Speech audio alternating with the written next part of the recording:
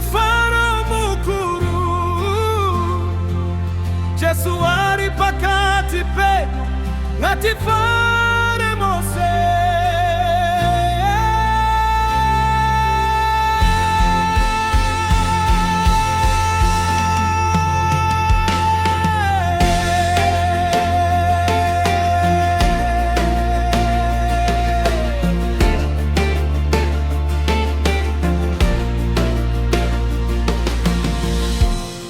Ndakamuka mangwanani, moyo wangu wakazara nerwiyo. Nyasha dza Mwari dzandimutsa, ndiri mupenyu nekuda kwawo. Zvakapfuura handichachemi, nyasi ndine tariro ichwe. Jesu ndiye mufaro wangu, handichadzokeri shure. Mwari vakaita zvakanaka, Jesu vakatiponesa. Mweya wangu unafara,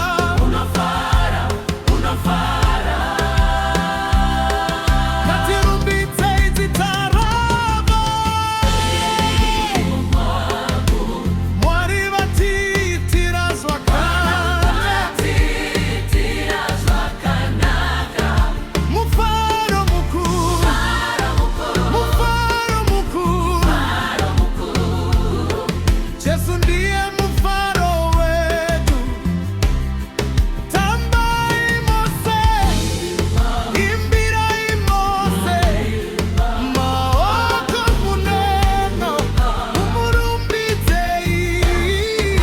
Mufaro mukuru, mufaro mukuru. Haleluya, kuna Jesu. Andaifunga kuti ndapera, Mwari vakandipa simba. Andaiona rima richiwedzera, vakandivhenekera nzira. Nasi ndinoti handiti, nekuti Mwari vari neni. Mumufaro nemumatambudziko, handimbosiyi Jesu wangu. Muna Jesu.